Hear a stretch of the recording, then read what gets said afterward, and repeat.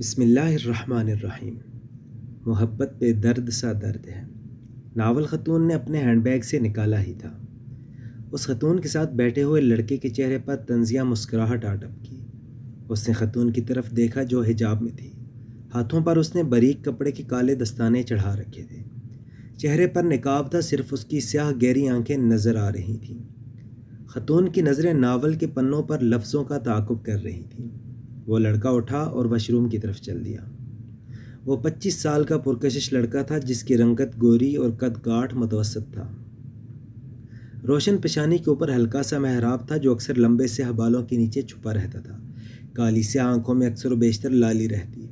اس لڑکے نے wash room کی طرف جاتے ہوئے بزنس کلاس کے دوسرے مسافروں پر واجبی سی نگاہ ڈالی، جن میں سے کافی سارے لنچ کرنے کے بعد نیند کی آغوش میں تھے۔ اس جہاز نے لندن کے ہیتھرو ایئرپورٹ سے لاہور کے علامہ اقبال انٹرنیشنل ایئرپورٹ کے لیے اڑان بھری تھی۔ وہ لڑکا واپس آ کر اپنی سیٹ پر بیٹھنے لگا تو بیٹھنے سے پہلے اس نے پھر سے ناول پڑھتی ہوئی خاتون کو بغور دیکھا۔ اس خاتون کی عمر 35 کے آس پاس تھی۔ وہ اپنی دھن میں مگن ناول پڑھ رہی تھی۔ وہ نوجوان سونا چاہتا تھا پر اسے ناول پڑھتی ہوئی خاتون کی لائٹ سے الجھن ہو رہی تھی۔ پائلٹ نے مسافروں کے آرام کو ملحوظ خاطر رکھتے ہوئے روٹین میں جلنے والی کافی ساری لائٹس آف کر دی تھی۔ خاتون نے ناول کے اگلے صفحے کو بڑے سلیقے سے پلٹا۔ لڑکے کی نظر اس کے ہاتھوں پر تھی جس کا اندازہ خاتون کو ہو چکا تھا۔ لڑکے کی بے چینی بھی اس نے بھانپ لی تھی۔ بھائی، آپ کو میری وجہ سے کوئی پریشانی ہے؟ خاتون نے نفیس آواز کے ساتھ پوچھا تھا۔ خاتون کا لب و لہجہ اور طرز تکلم نہایت عمدہ تھا۔ تھوڑی سی روشنی میں بھی میری نیند اڑ جاتی ہے۔ لڑکے نے سنجیدگی سے اپنی پریشانی بیان کر دی۔ خاتون کے رخسار پر میٹھی مسکراہٹ نمودار ہوئی۔ اس نے بائیں ہاتھ میں ناول سنبھالا اور دائیں ہاتھ کی شہادت والی انگلی سے لائٹ کا بٹن آف کر دیا۔ میرے خیال میں تو نیند کا تعلق دل کے سکون سے ہے۔ دل مطمئن ہو تو کہیں بھی نیند آ جاتی ہے۔ خاتون نے لائٹ آف کرنے کے بعد نوجوان کے چہرے کا جائزہ لیتے ہوئے اپنی رائے دی تھی۔ کسی کا مزاج کا تعلق سکون یا بے سکونی سے نہیں ہوتا۔ میں بڑا مطمئن اور پرسکون ہوں۔ نوجوان نے بھی خاتون کی طرف بغور دیکھ کر جواب دیا۔ خاتون کے ہونٹوں پر نوجوان کی بات سن کر پھر سے ہلکا سا تبسم آیا تھا۔ بھائی، میں نے آپ کی بات نہیں کی تھی۔ خیر، آپ آرام کرو۔ خاتون نے سیٹ کی پشت کے ساتھ ٹیک لگائی اور کھلی آنکھوں سے اوپر دیکھنے لگی۔ ناول اس نے اپنی گود میں رکھ لیا تھا۔ اس سے پہلے پچھلے 6 گھنٹوں کی مسافت کے دوران ان دونوں نے تعارفی مسکراہٹ کے ساتھ صرف ہائے، ہیلو، سلام، دعا، تھینکس اور شکریہ ہی ایک دوسرے سے کہا تھا۔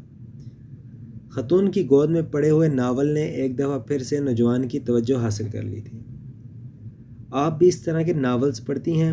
نوجوان نے سونے کے بجائے سوال پوچھ لیا۔ خاتون اس کی آواز پر چونکی اور اس کی طرف دیکھ کر پوچھا، کس طرح کے؟ مطلب میں سمجھی نہیں۔ اب کی بار خاتون کے چہرے پر سنجیدگی تھی۔ ڈائجسٹوں میں قسط وار چھپنے والے ناولز جن کا کوئی مقصد نہیں ہوتا، صرف اور صرف وقت کا ضیاع۔ نوجوان نے 2 ٹوک خود ہی تبصرہ کر دیا۔ آپ نہیں پڑھتے ایسے بے مقصد ناولز؟ خاتون نے سوالیہ نظروں سے پوچھا ہی تھا۔ نوجوان نے ہلکا سا کہکا لگا دیا۔ وہ اور زور سے ہنستا اگر اسے دوسرے مسافروں کی نیند کا خیال نہ ہوتا۔ ایک بات تھی، وہ دونوں دھیمی سروں میں اپنی بات کر رہے تھے۔ میں نے تو بازلہ کو بھی سختی سے منع کر دیا، خبردار جو ایسے ناولز پڑھیں۔ بازلہ آپ کی شریک حیات ہے؟ خاتون نے ہولے سے پوچھا۔ میں نے ابھی شادی نہیں کی، نوجوان نے خشک لہجے میں جواب دیا۔ بہن ہے؟ خاتون نے اندازہ لگایا۔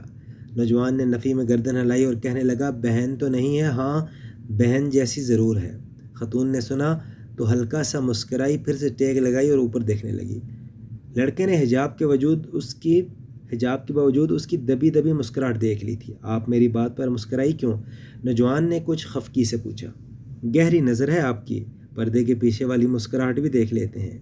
یہ میرے سوال کا جواب تو نہیں ہے۔ لڑکے کے روکھے لہجے پر خاتون نے اسے دیکھا، پھر سنجیدگی سے کہنے لگی، دیکھو بھائی، رشتے جیسی کی بیساکھیوں کے سہارے نہیں چل سکتے۔ بہن صرف اور صرف بہن ہوتی ہے، بہن جیسی نہیں ہوتی۔ ہم اکثر کہتے ہیں یہ میری بہن جیسی ہے، وہ خاتون میری ماں جیسی ہے، آپ میرے باپ جیسے ہو، تم میرے بیٹے جیسے ہو۔ کبھی کوئی مرد یہ نہیں کہتا، میں اس خاتون کو اپنی بیوی جیسا ہی سمجھتا ہوں۔ آپ نے کبھی بھی کسی خاتون کے منہ سے یہ نہیں سنا ہوگا۔ میں اس مرد کو اپنے شوہر جیسا ہی سمجھتی ہوں۔ اب آپ نے یہ طے کرنا ہے بازلہ آپ کی بہن ہے یا نہیں۔ جیسے کو بیچ میں سے نکال دو۔ ویسے تو میں جلدی ہار نہیں مانتا، بہت ضدی ہوں، پر آپ کی بات دل کو لگی۔ میں اقرار کرتا ہوں بازلہ میری بہن ہے۔ دونوں کے ہونٹوں نے مسکراہٹ کا مزہ لوٹا۔ وہ لڑکا اس ساری گفتگو کے دوران پہلی بار مسکرایا تھا۔ آپ تو فوراً رشتہ بنا لیتی ہیں۔ آپ کب سے مجھے بھائی کہہ رہی ہیں؟ بھائی مجھے کہاں آتے ہیں رشتے بنانا؟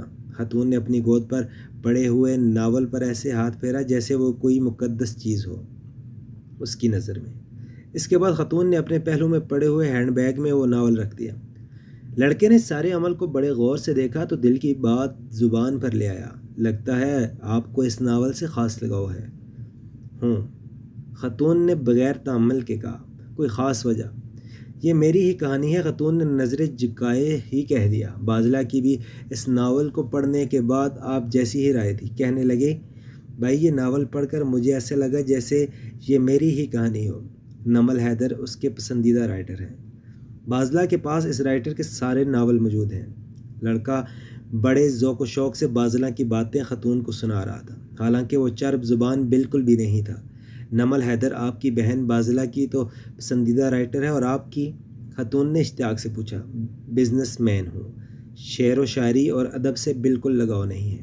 کتابیں پڑھتا ضرور ہوں مگر یہ فضول قسم کی نہیں۔ اردو ادب اور شعر و شاعری کو آپ فضول سمجھتے ہیں؟ بس یس، ہمارا سارا ادب صرف دو لفظوں کے گرد گھومتا ہے، محبت اور عشق۔ جہاں تک شاعری کی بات ہے وہ ہجر اور درد کے سہارے چل رہی ہے۔ دوسرے رائٹر کی ابھی بات نہیں کرتے، آپ نمل حیدر کو ہی لے لیں، سارے کے سارے ناول محبت پر ہی لکھ ڈالیں۔ خاتون غور سے لڑکے کی باتیں سن رہی تھی۔ آپ نمل حیدر کے خلاف ہیں یا محبت کے؟ خاتون نے شائستگی سے پوچھا۔ دونوں کے۔ محبت ایک ایسا لفظ ہے جس کا سہارا لے کر دنیا میں سب سے زیادہ دھوکہ دیا جاتا ہے، لڑکے نے تلخی سے جواب دیا۔ خاتون اس کے جذباتی پن سے لطف اندوز ہو رہی تھی۔ محبت کی مخالفت تو سمجھ آ گئی، آپ کے بقول محبت دھوکے کا سبب بنتی ہے۔ نمل حیدر کے کیوں خلاف ہوں؟ خاتون نے بڑے مزے سے پوچھا۔ وہ خیالی کردار تخلیق کر کے محبت کی وکالت کرتی رہتی ہے، لڑکے نے کسی ضدی بچے کی طرح جواب دیا۔ نمل حیدر نے صرف وہ کردار تخلیق کیے ہیں جو ہمارے ارد گرد معاشرے میں موجود ہیں۔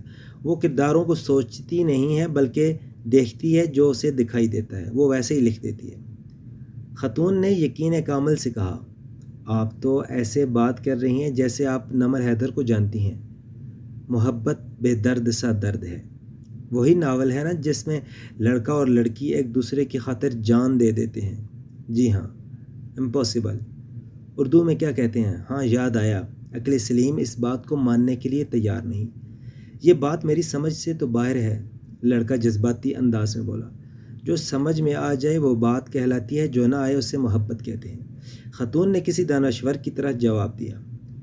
وہ کچھ توقف کے بعد دوبارہ گویا ہوئی۔ ماں کی ممتا کو آپ کیسے سمجھ سکتے ہیں؟ اس نے عجیب نظروں سے خاتون کی طرف دیکھا اور کچھ دیر دیکھتا رہا، پھر ایئر ہوسٹس کو بلانے کے لیے بیل بجائی۔ ایئر ہوسٹس آئی، لڑکے نے اس سے پانی منگوایا۔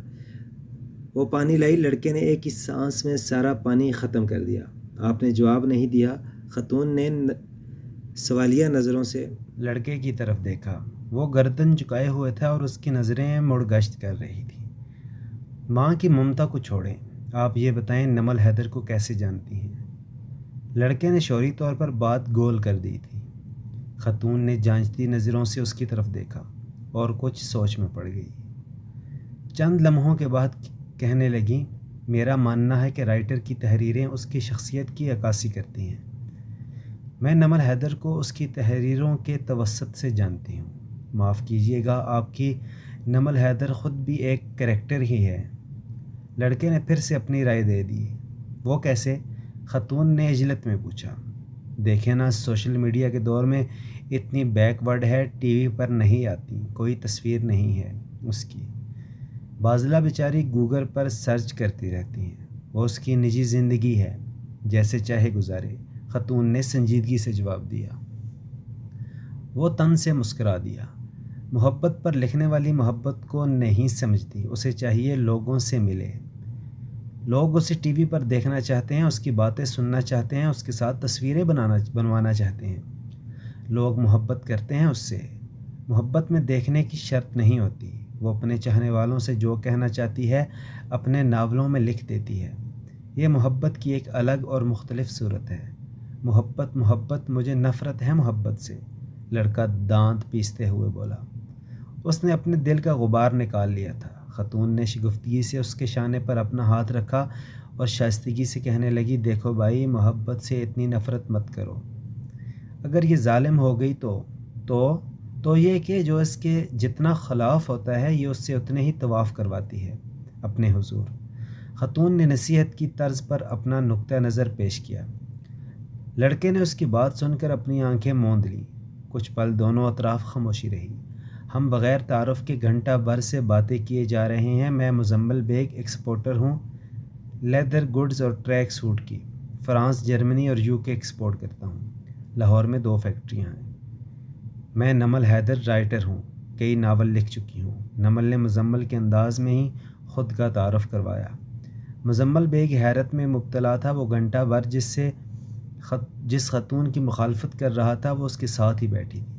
میں آپ سے کچھ کہنا چاہتا ہوں، دراصل میرا مطلب وہ۔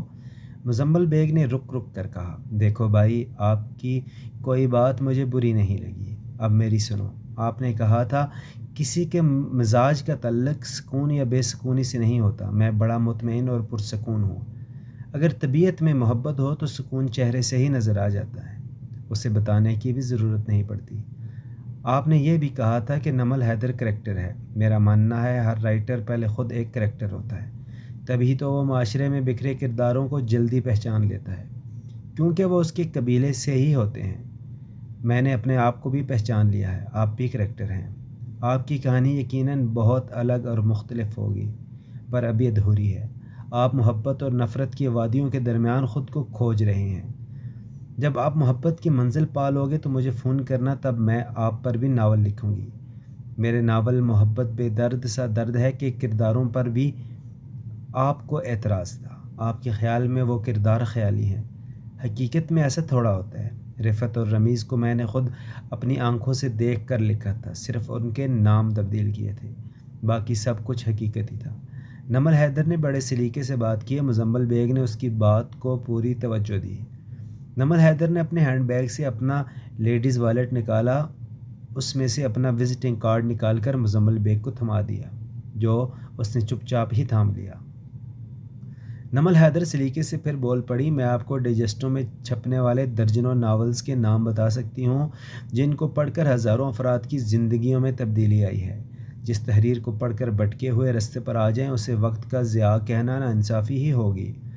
آپ نے یہ بھی کہا تھا کہ نمل حیدر محبت کی وکالت کرتی رہتی ہے۔ مزمل بھائی، میں کون ہوتی ہوں محبت کی وکالت کرنے والی؟ محبت تو خود ہی وکیل ہے، اور جس کی وکیل خود محبت ہو وہ خود ہی میں خود کفیل ہو جاتا ہے۔ نمل حیدر نے فصاحت سے ساری بات کی تھی۔